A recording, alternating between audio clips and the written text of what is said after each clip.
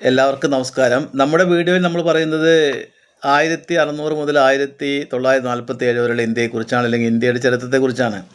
അത് പറയുമ്പോൾ നമുക്കറിയാം ബ്രിട്ടീഷുകാരെ കുറിച്ചാണ് നമുക്ക് കൂടുതലായും പറയേണ്ടി വരുന്നത്. കാരണം 200 വർഷത്തിലേറെ കാലം നമ്മെ ഭരിച്ചത് ബ്രിട്ടീഷുകാരാണ്. ആ ബ്രിട്ടീഷുകാരെക്കുറിച്ച് പറയുമ്പോൾ സ്വാഭാവികമായും നമ്മൾ ഇടയ്ക്ക് യൂറോപ്പിനെക്കുറിച്ച് പറയേണ്ടി വരും, യൂറോപ്പിലെ ചരിത്രത്തെക്കുറിച്ച് പറയേണ്ടി വരും. അങ്ങനെയാണ് നമ്മൾ 1800 1810 കാലഘട്ടത്തെക്കുറിച്ച് പറയുമ്പോൾ യൂറോപ്പിനെക്കുറിച്ച് ചിന്തിക്കുമ്പോൾ അതൊരു നേപ്പോളിയനിക് കാലഘട്ടം എന്ന് നമ്മൾ വിളിച്ചത്. കാരണം യൂറോപ്പിലെ മിക്കവാറും എല്ലാ രാജ്യങ്ങളിലും പ്രധാനപ്പെട്ട രാജ്യങ്ങളായ സ്പെയിനായാലും പോർച്ചുഗലായാലും ഇറ്റലി ആയാലും ജർമ്മനി ആയാലും എല്ലാ രാജ്യങ്ങളിലും ഡയറക്റ്റ്ലി ഓർ ഇൻഡയറക്റ്റ്ലി നെപ്പോളിയൻ്റെ കീഴിലായിരുന്നു, അല്ലെങ്കിൽ ഫ്രാൻസിൻ്റെ അധീനതയിലായിരുന്നു നമുക്കറിയാം. അപ്പോൾ ഇതിനെ എങ്ങനെയാണ് ബ്രിട്ടൻ നല്ല രീതിയിൽ നേരിട്ടത്, എങ്ങനെയാണ് നേപ്പോളിയനെ ബ്രിട്ടൻ നേരിട്ടത്, അല്ലെങ്കിൽ ഫ്രാൻസിനെ എങ്ങനെയാണ് ബ്രിട്ടൻ നേരിട്ടത് എന്ന് നമ്മൾ ചിന്തിക്കണം. കാരണം ബ്രിട്ടീഷുകാരാണ് ഇന്ത്യയിൽ മേധാവിത്വം പുലർത്തിയിരുന്ന ഒരു രാജ്യം. അങ്ങനെ പറയുമ്പോൾ ഒരു 3-4 പ്രധാനപ്പെട്ട കാര്യങ്ങളെക്കുറിച്ചൊന്ന് ഞാൻ സൂചിപ്പിക്കുക മാത്രം ഇപ്പോൾ ചെയ്യുന്നു. അതിലൊന്ന് ആക്ട് ഓഫ് യൂണിയൻ എന്നൊരു സംഭവമാണ്.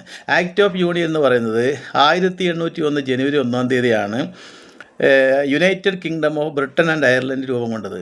ബ്രിട്ടനും അയർലൻഡും ഒന്നിക്കാൻ തീരുമാനിച്ചു. എന്തുകൊണ്ട് ഒന്നിച്ചെന്ന് വെച്ചാൽ യൂറോപ്പിൽ വളർന്നു വരുന്ന കലഹങ്ങൾക്കും വിപ്ലവങ്ങൾക്കും എതിരെ ദ്വീപുകളെ ശക്തിപ്പെടുത്താൻ വേണ്ടി ഉണ്ടായ സംഭവമാണ്.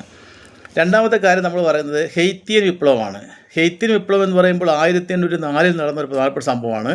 1804 ജീൻ ജാക്ക് ദസറിൻ്റെ നേതൃത്വത്തിൽ ഒരു സ്വാതന്ത്ര്യ സമരം നടക്കുകയും ആദ്യത്തെ ചരിത്രത്തിലെ വിജയകരമായ ഒരു അടിമ വിമോചന സമരമായി അതറിയപ്പെടുകയും ചെയ്തു.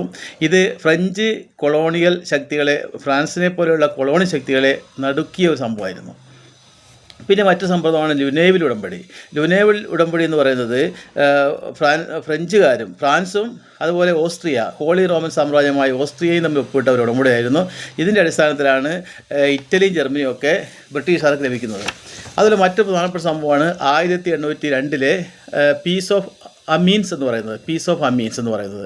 അത് സമാധാന ഉടമ്പടിയാണ്. ബ്രിട്ടീഷുകാരും ഫ്രഞ്ചുകാരും താൽക്കാലികമായി ആ വെടിനിർത്തലുണ്ടാക്കി, പക്ഷേ അത് വീണ്ടും യുദ്ധം ഉടനെ ആരംഭിച്ചു 1803.